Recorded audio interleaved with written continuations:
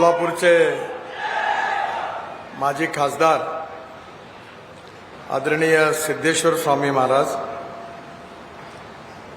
आपल्या सगळ्यांचे आवडते लोकप्रिय उमेदवार आदरणीय सुभाष भाऊ देशमुख,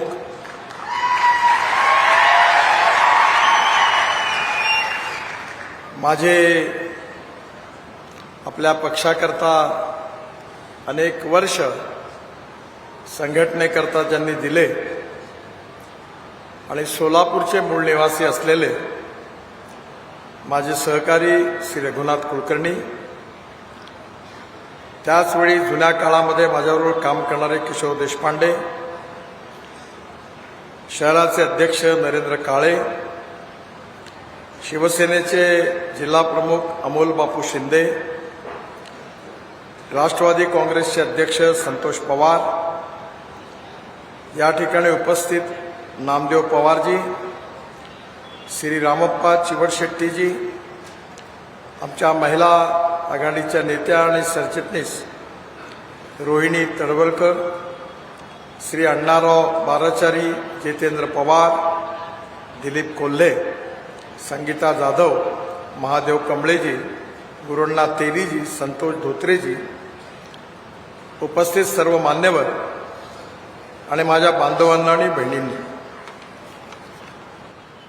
साधारणतः आजपासून 7 ते 8 वर्षापूर्वी सोलापूरला मी आलो होतो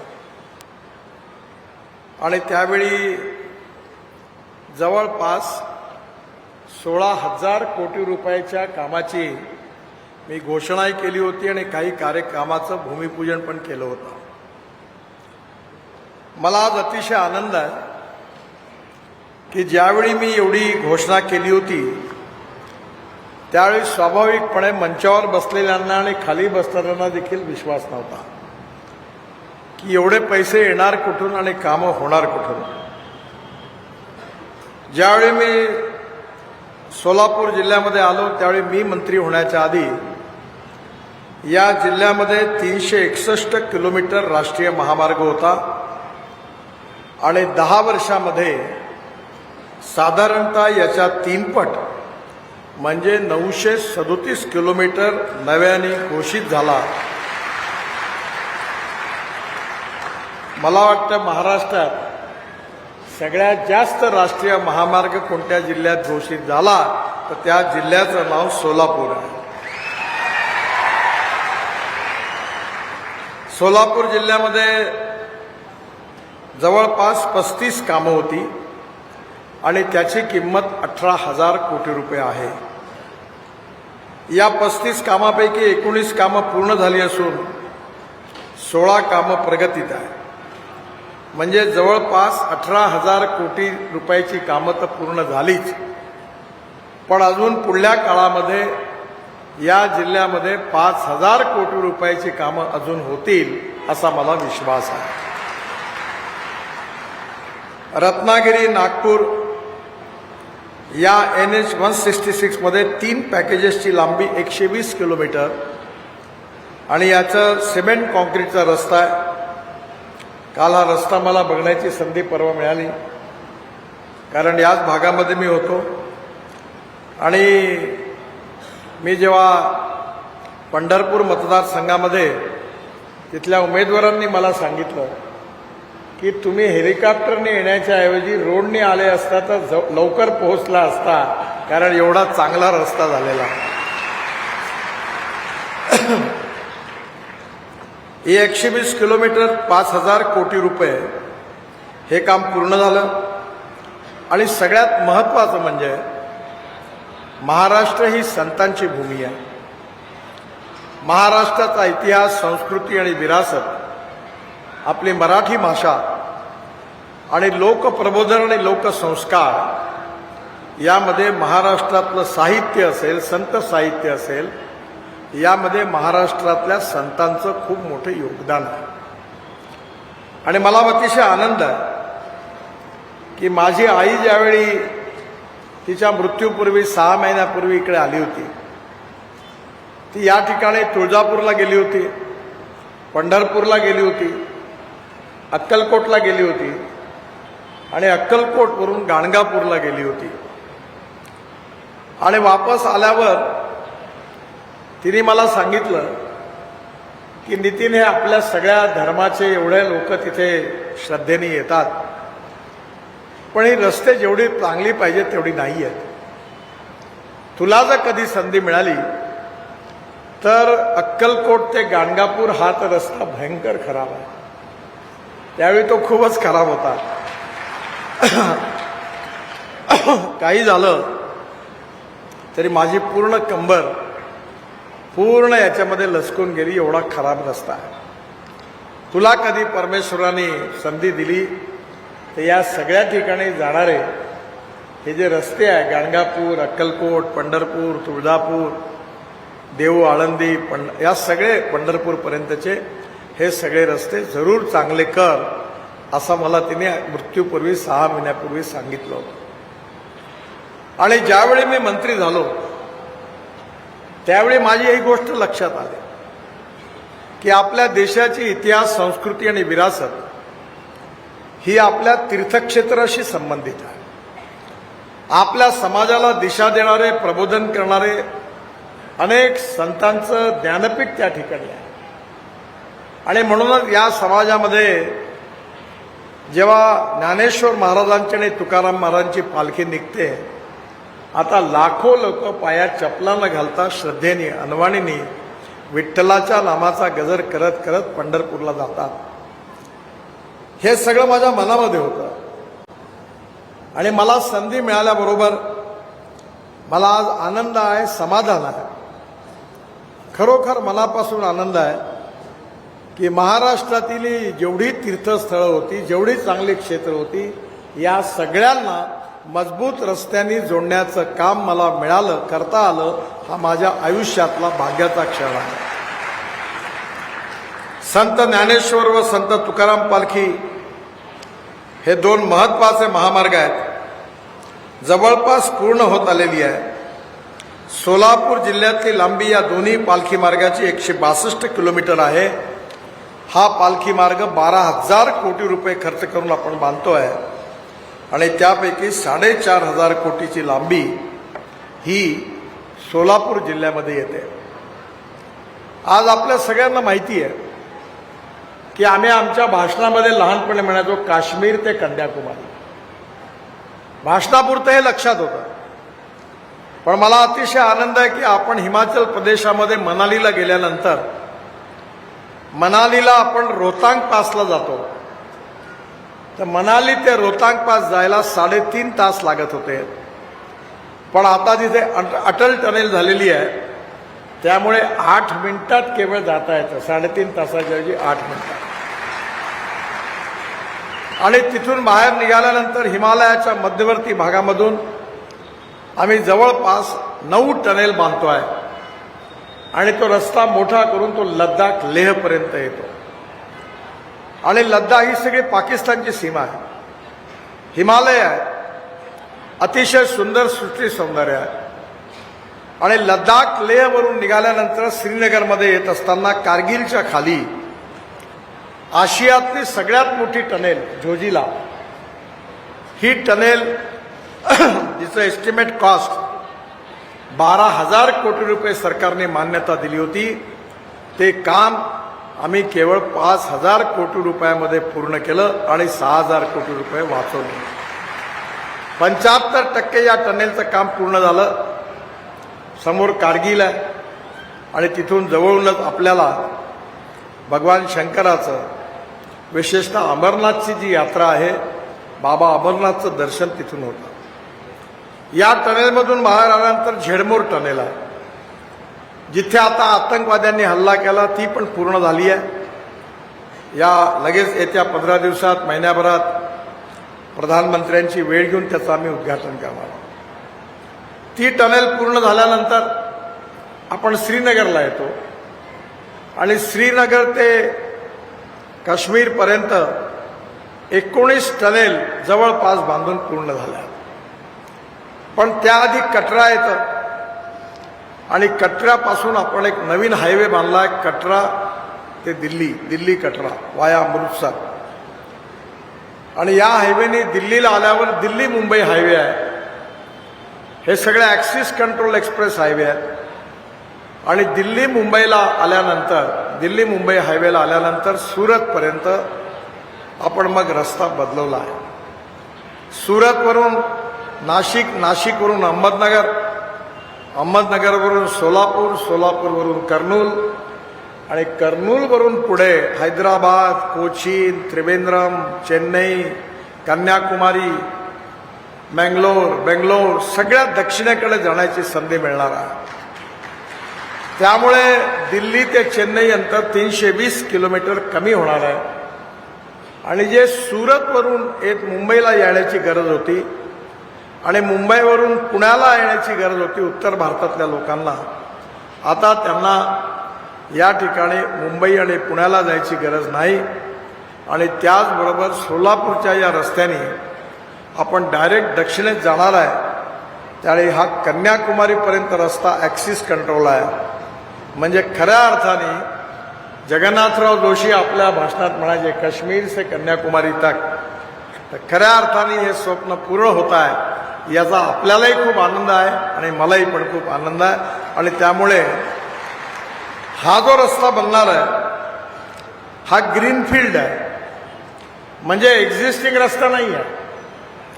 आणि यापैकी सुरत चेन्नई या रस्त्यामध्ये 153 किलोमीटर लांबी सोलापूर जिल्ह्यातून जाते आणि त्याचा खर्च 6,000 करोड रुपये आहे. यापैकी हासापूर ते बदलाल इथे 36 किलोमीटर लांबीचं एक टेंडर पण आता फायनल झाला आहे 900 कोटी रुपयाचं. त्यामुळे सोलापूरला जाण्याला याच्यात कनेक्टिव्हिटी मिळणार आहे. या दक्षिण सोलापूर मतदारसंघामध्ये बापू तुम्ही हिशोबात कच्चे आहात. 5,300 कोटी रुपयाची 10 कामं मंजूर. सेतुबंधनमध्ये आत्ताच मी आलो होतो. आसरा चौकातला आरोबी तो मंजूर आहे, टेंडर निघालेला आहे, वर्क ऑर्डर झालेला आहे. पाण्याच्या पाईपलाईनचा प्रश्न सुटेल, त्याचं काम सुरू होईल. सुरत चेन्नई एक्सप्रेस हायवेच्या अलाइनमेंटमध्ये सोलापूर शहरासाठी नॉर्थ स्पर 29 किलोमीटरचा आणि साऊथ स्पर 33 किलोमीटर याची तरतूद करण्यात आली असून त्याचं भूसंपादन अंतिम टप्प्यात आहे. आणि या स्परमुळे NHला इंटरकनेक्शन मिळणार आहे आणि सोलापूरवाल्यांना डायरेक्ट त्या हायवेला जोडता येईल. सोलापूर शहरातील जुना पुना नाका ते पत्रकार भवन, बोरमणी नाका ते पत्रकार उड्डाणपूल याची लांबी 12.50 किलोमीटर आहे. याची किंमत 1100 कोटी रुपये आहे. याची मागणी बऱ्याच दिवसापासून मी मंजूर पण केला, पण शेवटी लँड ॲक्विजिशनचा प्रश्न होता. महानगरपालिकेने ते करायचं होतं, ते झालं नाही. नगरोत्थान प्रकल्पातून लँड ॲक्विजिशन करण्याचा प्रयत्न होता. आपले आमदार प्रयत्न करत होते, पण तेही काम अजूनपर्यंत त्या ठिकाणी अडचण आली. आणि म्हणून आता मी तो ॲन्युअल प्लॅनमध्ये, कॉन्ट्रॅक्टर निघून गेला, पण ॲन्युअल प्लॅनमध्ये त्याला आता मंजुरी देत आहे आणि लवकरच तेही काम सुरू होईल. आणि या उड्डाणपुलामुळे सोलापूर शहरामध्ये फार मोठा ट्रॅफिक जामचा प्रॉब्लेम सुटणार आहे. मला अतिशय आनंद आहे की या शहराचा, या जिल्ह्याचा झपाटून विकास होतो आहे. आता बापूंनी मागणी केल्याप्रमाणे लॉजिस्टिक पार्क या ठिकाणी बनला पाहिजे असा त्यांचा आग्रह. आणि त्याला मी म्हटलं की तुम्ही महाराष्ट्र सरकारकडनं माझ्याकडे प्रस्ताव पाठवा. आणि आत्ताच मला त्यांनी सांगितलं की उदय सामंत जे उद्योगमंत्री आहेत त्यांनी प्रस्ताव दिलेला आहे. मी जेव्हा 23 तारखेनंतर दिल्लीत जाईल तेव्हा लॉजिस्टिक पार्क मंजूर करून देईल असा त्यांना विश्वास आहे. मला आपल्या सगळ्यांना सांगताना आनंद होतो आहे की या देशामध्ये पाण्यावर उतरणारं विमान आणण्याची संधी मला मिळाली. MPBS सीटला मी स्वतः त्या विमानात बसलो, मुंबईच्या समुद्रात उतरलो आणि त्यानंतर प्रधानमंत्र्यांनी देखील त्या विमानात प्रवास केला. आणि आता उड्डाण स्कीममध्ये या विमानाला देखील परवानगी मिळालेली आहे. सोलापूरच्या विमानतळाच्या बाबतीत चिमणीमुळे अडचण होती, तेव्हा मी बापूंना एकदा सुचवलं होतं की इथल्या जवळच्या एखाद्या तलावात विमान उतरता आलं तर 18 ते 22 सीटरचं विमान जर उतरवता आलं तर तुमची सोय होईल. पण मी आता हवेत उडणारी बस पण आणली. मी आत्ता नागपूरला आमच्याकडे एक नवीन टेक्नॉलॉजी आणली आहे की 135 सीटर 18 मीटरची बस एअर कंडिशन. मी जेकोस्लावियामध्ये गेलो होतो, स्कोडा कंपनीमध्ये गेलो होतो. तिथे मी ती बस पाहिली. तिथून टाटाच्या एमडींना फोन केला. टाटाचं आणि स्कोडाचं जॉईंट व्हेंचर करून दिलं आणि ती बस जी आहे ती एअर कंडिशन बस आहे. एक्झिक्युटिव्ह चेअर्स आहे, प्रत्येक चेअरवर TV आहे आणि विमानात जशी एअर होस्टेस असते तशी बसमध्ये बस होस्टेस आहे आणि चहा पाणी नाश्त्याची सोय आहे. आणि ही बस जी आहे ही बस स्टॉपवर उभी राहिली की वरतून फ्लॅश चार्जर खाली येईल, अर्ध्या मिनिटात बस चार्ज होईल आणि पुन्हा 40 किलोमीटर जाईल. असं पहिलं पायलट प्रोजेक्ट नागपुरात मंजूर केलेलं आहे आणि त्याचं काम सुरू होणार आहे. मी तुम्हाला विश्वास आहे नागपूरचा पायलट प्रोजेक्ट यशस्वी झाल्यानंतर सोलापूरकरता मी ही योजना नक्की घेऊन येईन. आणि या बसचं तिकीट डिझेलच्या बसपेक्षा 30% कमी आहे, स्वस्त आहे. मी 360 रोपवे, केबल कार, फेनिक्युलर रेल्वे यांचे प्रपोजल माझ्याकडे आहे. त्याही कामाला सुरुवात केली आणि मग अनेक ठिकाणी आपल्याला आता पहाडावर वरती जायचं असेल किंवा शहरामध्ये देखील धौला कुआ टू मानेसर दिल्लीमध्ये आम्ही अशा प्रकारे आकाशात चालणारी बस पण सुरू करणार आहे. हा देश बदलतो आहे. या देशामध्ये जर उत्तम इन्फ्रास्ट्रक्चर निर्माण झालं, water, power, transport and communication, तर या देशामध्ये अनेक भागात उद्योग व्यवसाय वाढेल. उद्योग व्यापार वाढला, शेतीची प्रगती झाली तर रोजगाराची निर्मिती होईल आणि रोजगाराची निर्मिती झाली तर गरिबी, भूकमारी आणि बेरोजगारी दूर झाल्याशिवाय राहणार नाही हे निश्चित आहे. आणि म्हणून या देशामध्ये अशी अर्थव्यवस्था निर्माण करण्याची आवश्यकता आहे की ज्यातून आपण ग्रामीण भागामध्ये, शहरी भागामध्ये रोजगार निर्माण करू.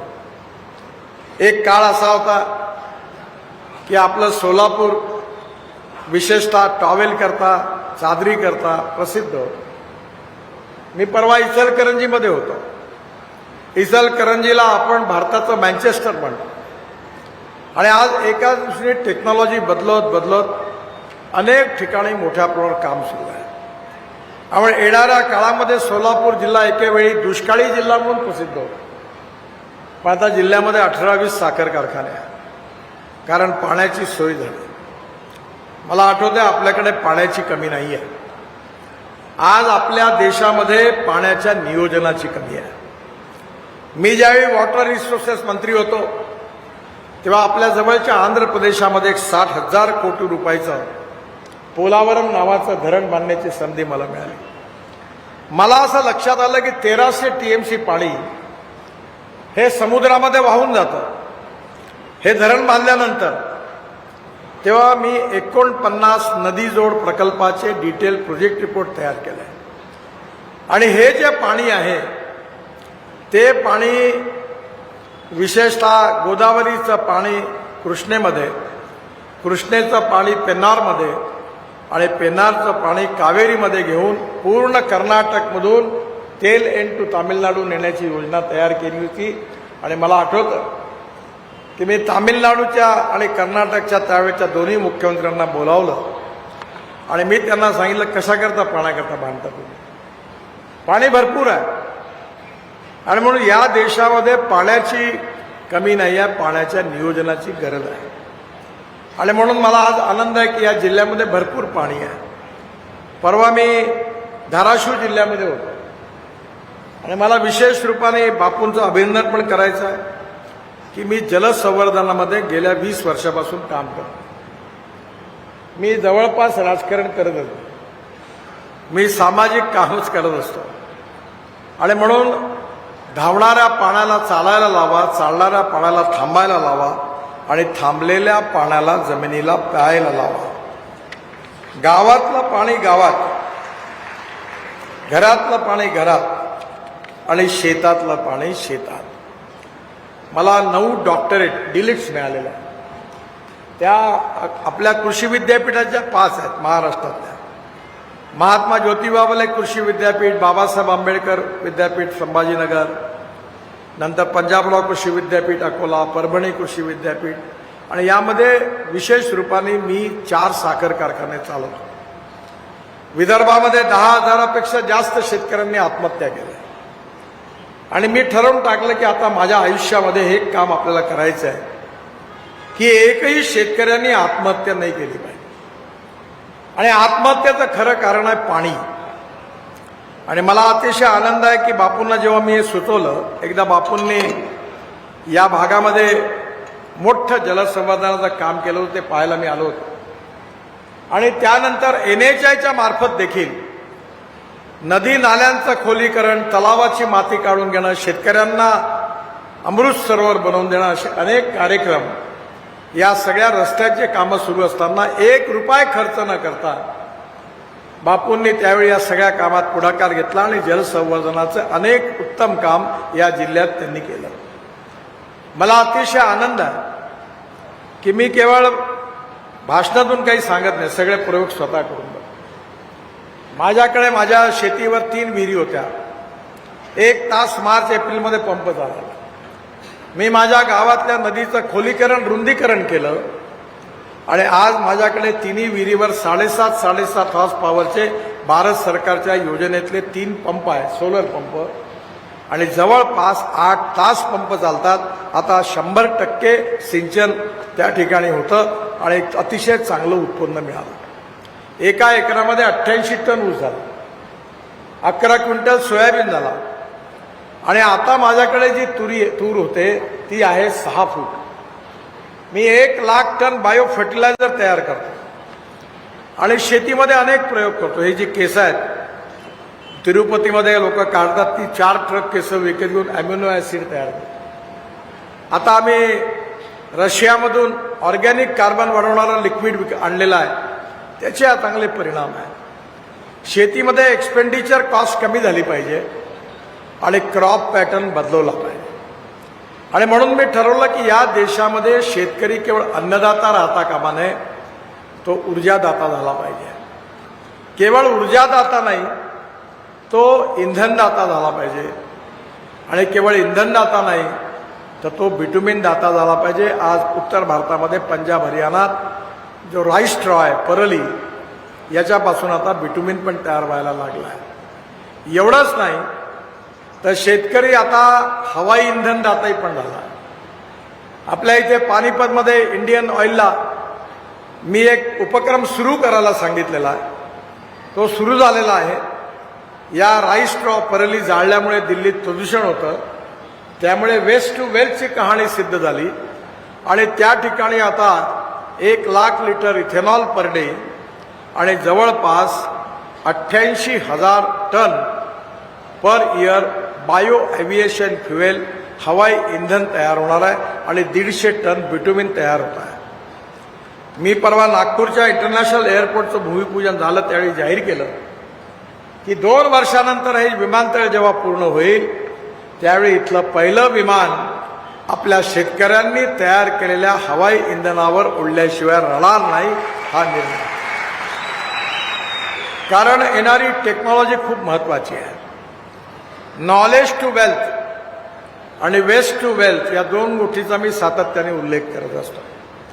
आणि म्हणून आपल्या जिल्ह्यामध्ये, आपल्या जिल्ह्याचा विकास होत असताना इथल्या गाव, गरीब, मजदूर शेतकऱ्यांची गरिबी कशी दूर होईल, स्मार्ट शहर नाही स्मार्ट विलेज कसं तयार होईल, आपल्या या जिल्ह्यातल्या तरुण मुलांना उत्तम शिक्षण कसं मिळेल, या ठिकाणी उत्तम शाळा कशा होतील, चांगले हॉस्पिटल कसे निर्माण होतील, यावर काम करण्याची गरज आहे. काँग्रेसच्या काळामध्ये 1947 साली आपल्याला स्वातंत्र्य मिळालं, पण स्वातंत्र्य मिळून आज 75 वर्ष झाली. पण आज स्थिती अशी आहे की जरा तुम्ही आजची स्थिती बघता, पण जरा काँग्रेसच्या स्थितीची आठवण करा. गावामध्ये शाळेची बिल्डिंग होती तर शिक्षक नव्हते, शिक्षक होते तर बिल्डिंग नव्हती, दोन्ही होते तर शिक्षण नव्हतं, आणि तिन्ही होते तर विद्यार्थी नव्हते. गावामध्ये स्थिती अशी होती की दवाखान्यात डॉक्टर नाही आहे, डॉक्टर असेल तर नर्स नाही आहे, नर्स आणि डॉक्टर असेल तर दवाई नाही आहे, आणि तिन्ही असेल तर कोण मरायला जाईल अशी दवाखान्याची हालत. मी विद्यार्थी असताना मला सुचवलं, माझ्या मनात आलं, डेअरी सुरू केली. 6 गाई आणि 2 म्हशी विकत घेतल्या. पण गावातला डॉक्टरच गावात राहत नव्हता. जेव्हा गाय गरम व्हायची तेव्हा डॉक्टर गायब राहायचा, जेव्हा डॉक्टर गावात राहायचा तर गाय गरम होत नव्हती, आणि दोघंही नसताना सांड आणला तर तोही पण थंडाच पळायला. म्हणजे शेवटी डेअरीचा बँडबाजा वाजला आणि मी गाई म्हशी विकून टाकल्या. काँग्रेसच्या धोरणामध्ये कधी ग्रामीण भागाकडे लक्ष दिलं गेलं नाही. चुकीच्या आर्थिक धोरणामुळे आणि भ्रष्ट कारभारामुळे पूर्ण देशाचा सत्यानाश झाला. मुळे एअर इंडिया, इंडियन एअरलाइन्स, कर्नाटकमध्ये सोन्याची फॅक्टरी काँग्रेसने टाकली, सोनं काढायला. मोठ्या मोठ्या स्टील इंडस्ट्रीज टाकल्या, पॉवर प्रोजेक्ट टाकले. जिथे जिथे सरकारचा हात लागला तिथे तिथे नुकसान झालं. ज्याचा राजा व्यापारी त्याची जनता भिकारी. आता माझ्याच अध्यक्षतेखाली कमिटी आहे. एअर इंडियाला 70,000 कोटीचा घाटा आहे, काय करायचं. पण खऱ्या अर्थाने त्यावेळी जर प्रत्येक गावाला रस्ता झाला असता, शेतकऱ्यांना सिंचनाच्या सुविधा झाल्या असत्या, आपल्या इकडे चांगल्या एज्युकेशनल इन्स्टिट्यूशन झाल्या असत्या, उत्तम दवाखाने झाले असते, तर कशाकरता आपण मागासले राहिलो असतो. मला अतिशय आनंद आहे की अटल बिहारी वाजपेयी जेव्हा देशाचे प्रधानमंत्री झाले त्यांनी मला बोलावलं आणि त्यांनी मला सांगितलं की हिंदुस्थानमधलं प्रत्येक गाव मजबूत रस्त्यांनी जोडणारी योजना तू तयार कर. मी 3 महिन्यामध्ये योजना तयार करून अटलजींना रिपोर्ट दिला. 1 महिन्याच्या त्या योजनेची घोषणा झाली आणि ती योजना आज देखील फ्लॅगशिप योजना आहे भारत सरकारची. त्या योजनेचं नाव आहे प्रधानमंत्री ग्राम सडक योजना. या देशातल्या 6.5 लाख गावापैकी 3-3.5 लाख गावांना मजबूत रस्त्यांनी जोडण्याचं काम हिंदुस्थानच्या इतिहासात कोण्या नेत्यांनी केलं असेल तर त्याचं नाव अटल बिहारी वाजपेयी आहे. पण काँग्रेसच्या काळामध्ये नियोजन चुकलं. काँग्रेसने गरिबी हटावचा नारा दिला. 20 कलमी, 40 कलमी, 8 कलमी, 5 कलमी कार्यक्रमाच्या घोषणा केल्या. पण देशातल्या गाव गरीब मजदूर शेतकऱ्याची गरिबी हटली नाही. दलित आदिवासी मुसलमानाची गरिबी हटली नाही. पण या देशामध्ये काँग्रेसच्या नेत्यांची, कार्यकर्त्यांची, चेलेचपाट्यांची आणि चमच्यांची मात्र गरिबी हटली. कोणाला इंजिनिअरिंग कॉलेज, कोणाला मेडिकल कॉलेज, कोणाला D.Ed कॉलेज, कोणाला B.Ed कॉलेज, कोणाला प्राथमिक शाळा. शिक्षकाचा अर्धा पगार तुम्ही, अर्धा पगार आम्ही, आणि गावोगावी काँग्रेसची रोजगार हमी. हेच काँग्रेसच्या काळात. आणि आता काँग्रेसवाले येऊन प्रचार करत आहेत की भारतीय जनता पार्टीला जर 400 जागा मिळाल्या तर बाबासाहेबांचं संविधान बदलणार आहे. बाबासाहेबांचं संविधान बदलण्याचा प्रश्नच उद्भवत नाही. कारण आपल्या सगळ्यांना माहिती आहे, मी पण लॉ ग्रॅज्युएट आहे. बाबासाहेबांच्या याच्या संविधानामध्ये 4 पार्ट आहेत. पहिला पार्ट संविधानाचे मूलभूत तत्व आहे. आणि केशवानंद भारती नावाची एक प्रसिद्ध केस झाली होती ज्यामध्ये सुप्रीम कोर्टाचे चीफ जस्टिस आणि 10 न्यायमूर्तींचं खंडपीठ होतं. त्यांनी निर्णय दिला होता, तो आजही रेकॉर्डवर आहे, की silent features of the constitution cannot be change. आपल्या घटनेचे मूलभूत तत्व बदलू शकत नाही. ही मूलभूत तत्व कोणती होती? लोकतंत्र, समाजवाद, धर्मनिरपेक्षता, fundamental right, freedom of speech. हे कोणतेही सरकार आलं, कोणी प्रधानमंत्री झाला तरी बदलवण्याचा त्याला अधिकार नाही. हा निर्णय सुप्रीम कोर्टाचा आहे. पण जे बाकीचे 3 पार्ट आहे त्यामध्ये ज्यावेळी अलाहाबाद हायकोर्टाने इंदिरा गांधींच्या विरोधात निर्णय दिला, ज्यामुळे 75 साली इमर्जन्सी लागली, त्या काळामध्ये काँग्रेस पक्षाने बाबासाहेबांच्या संविधानाच्या धज्ज्या उडवल्या स्वतःच्या स्वार्थाकरता संविधानाला तोड म्हणून टाकलं आणि 77 साली ज्यावेळी पुन्हा एकदा जनता पार्टीचं राज्य आलं तर पूर्ण संविधान पुन्हा सुधारण्याचं काम पार्लमेंटमध्ये त्या सगळ्या सुधारणा करण्याचं काम जनता पार्टीच्या काळात झालं. पण आता हेच सांगतात आहेत की बाबासाहेबांचं संविधान बदलणार. मला सांगा, खरं म्हणजे यात चोराच्या उलट्या बोंबा. उलटा चोर कोतवाल को डाटे की ज्यांनी संविधानाच्या धज्जिया उडवल्या तेच आता इकडे आपल्याकडे येऊन आपला खोटा प्रचार करत आहे. मुसलमानांना सांगतात कि ये बीजेपी वाले खतरनाक है, ये चुनकर आएंगे तो आपको कटवा देंगे, पाकिस्तान भिजवा देंगे, सुरक्षित रहना है तो पंजेपुर बोलवा. मला आपण सांगा, भारत सरकारच्या 67 योजना आहेत. उज्ज्वला योजनेमध्ये गॅस सिलेंडर आणि शेगड्या सगळ्या गरीब लोकांना मिळाल्या. आयुष्य योजनेचा फायदा सगळ्यांना मिळाला. महाराष्ट्र सरकारच्या लाडकी बहीण योजनेमध्ये आपल्या सगळ्या महिलांना महिन्याला पैसे मिळून राहिले. कधी या योजनेच्या खाली लिहिलं होतं का की दलित आणि मुसलमानांना अर्ज करता येणार नाही म्हणून? असं लिहिलं होतं कुठे? नाही. सबका साथ, सबका प्रयास, सबका विकास और सबका विश्वास या सूत्रावर आम्ही जात, पंथ, धर्म, भाषेच्या आधारावर कधी कोणाला डिस्क्रिमिनेट केलं नाही. आपण कधी छत्रपती शिवाजी महाराजांची जात पाहतो का? आपण बाबासाहेब आंबेडकर, शाहू महाराज, महात्मा ज्योतिबा फुले यांची जात पाहतो का? आपण तुकाराम महाराज, ज्ञानेश्वर महाराज, अक्कलकोटचे आपले स्वामीजी, या सच्यामध्ये गाडगे महाराज, गजानन महाराज, ज्या संतांनी आपल्याला दिशा दिली, संस्कार दिले, आपण त्यांची जात पाहतो का? संत चोखामेळीची जात काय आहे म्हणून? कधी नाही. माणसाचं मोठेपण आहे जात, पंथ, धर्म, भाषेवर अवलंबून नाही आहे. तर माणसाचं मोठेपण त्याचा कार्य, कर्तृत्व आणि गुणवत्तेच्या आधारावर आहे, याच्यावर आमचा विश्वास आहे. या समाजातली छुवाछूत, अस्पृश्यता, जातीयता समूळ नष्ट झाली पाहिजे आणि या समाजामध्ये खऱ्या अर्थाने समता, आर्थिक समता आणि सामाजिक समता प्रस्थापित झाली पाहिजे. भारतीय जनता पार्टीचे 3 महत्वाचे पिलर आहे. राष्ट्रवाद, राष्ट्र सर्वोपरी. या राष्ट्रामधली इंटरनल एक्सटर्नल सिक्युरिटी, यामध्ये आपण देशाचे रक्षण केलं पाहिजे. या देशाची सर्वांगीण प्रगती आणि विकास झाला पाहिजे. या देशाची $5 ट्रिलियन इकॉनॉमी बनली पाहिजे. हा देश आत्मनिर्भर भारत बनला पाहिजे. हा देश विश्वगुरु बनला पाहिजे आणि जगातली 3री अर्थव्यवस्था झाली पाहिजे. या राष्ट्राकरता, या मातृभूमीकरता आम्ही काम करू. ही भारतीय जनता पार्टीच्या विचाराचा पहिला पिलर आहे.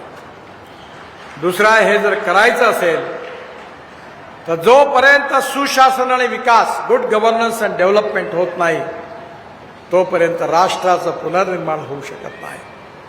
आणि म्हणून सुशासन आणि विकास. आणि 3री महत्वाची गोष्ट कोणती असेल तर ती म्हणजे पंडित दीनदयाल उपाध्यायचं आर्थिक चिंतन, अंत्योदय. या समाजातला तळागाळातला जो शेवटच्या पायद्यांवर उभा आहे, ज्याला राहायला घर नाही आहे, खायला अन्न नाही आहे, शरीरावर कपडा नाही आहे, त्या दरिद्र नारायणाला आम्ही परमेश्वर मानू, त्याची निरंतर सेवा करत राहू आणि त्याला ज्या दिवशी रोटी, कपडा आणि मकान मिळेल त्या दिवशी आपलं कार्य पूर्ण झालं असं समजू. हा पंडित दीनदयाल उपाध्यायांचं सामाजिक आर्थिक चिंतन अंत्योदयाच्या रूपाने आमचं उद्दिष्ट आहे. मी 15 दिवसापूर्वी दिल्लीमध्ये बीबीसीच्या ऑफिसमध्ये मला बोलवलं. जगातले पण पत्रकार होते आणि त्यांनी मला विचारलं की तुम्ही खूप रस्ते बांधले, पूल बांधले, टनेल बांधल्या, सगळ्यात चांगलं काम कोणतं झालं? मी सांगितलं, मी 2014 साली जेव्हा मंत्री झालो तेव्हा माझ्या मनात एक शल्य होतं की माणूस माणसाला खिचण्याचं काम करणारा सायकल रिक्षा सगळीकडे उभा होता. काही राज्यामध्ये तर आपल्या खांद्यावर जू घेतल्यासारखं तो रिक्षा ठेवून तो माणसाला खिचण्याचं काम करत होता, अशी प्रथा होती.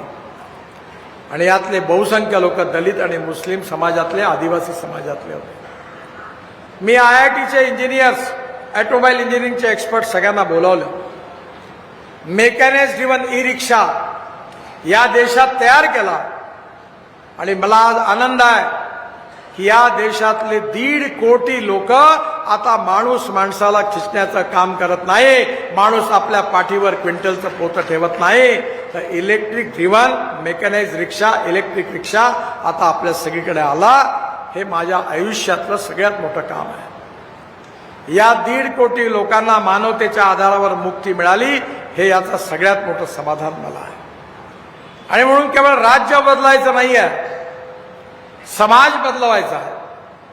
आणि म्हणून या महाराष्ट्राचं सरकार असो, दिल्लीचं सरकार असो, आम्ही सातत्याने हे चित्र बदलवण्याचा प्रयत्न केला. बापूंच्या रूपाने एक कर्तबगार, इमानदार, जनतेकरता प्रामाणिकपणे काम करणारा, शेतकरी, शेतमजूर, गरीब माणसाचं हित जोपासणारा एक प्रामाणिक नेता या मतदारसंघातून उभा आहे. मी बापूंना जवळपास 40 वर्षापासून त्यांचा माझा संबंध आहे. आजच्या राजकारणामध्ये बरंच काही हरवलेलं आहे, खूप मोठं डिटोरेशन झालेलं आहे. पण त्या सगळ्यामध्ये आजही बापू वेगळे दिसतात. याचं कारण त्यांनी आपले तत्व, आपले सिद्धांत, आपला आचरण, आपला व्यवहार, आपलं चारित्र्य डायल्यूट केलं नाही. त्यामुळे वादळामध्ये देखील एका दीपस्तंभासारखं उभं राहून त्यांनी आपल्या तत्वाप्रमाणे लोकांची सेवा केली. असा प्रामाणिकपणे लोकांची सेवा करणारा बापूंच्या रूपाने एक अतिशय उत्तम नेता या मतदारसंघातून उभा आहे. तुम्ही काळजी करू नका, बापूंच्या बरोबर त्यांच्या मागे मी उभा आहे, देवेंद्रजी उभे आहे. आमची गॅरंटी आहे, तुम्ही फक्त एकच काम करा, 100 बीमारी का एक ही इलाज. कमळाची बटन दाबा आणि बाकी सगळं आमच्यावर सोडून द्या. तुमच्या आशा, अपेक्षा, आकांक्षा, तुमचे स्वप्न आम्ही पूर्ण केल्याशिवाय राहणार नाही. आणि बापूंना प्रचंड मताने विजयी करून आपण सेवा करण्याची संधी द्या अशी विनंती करतो आणि माझं भाषण संपवतो. धन्यवाद. माझ्याबरोबर जोरात म्हणा, भारत माता की, भारत माता की, भारत माता की. धन्यवाद.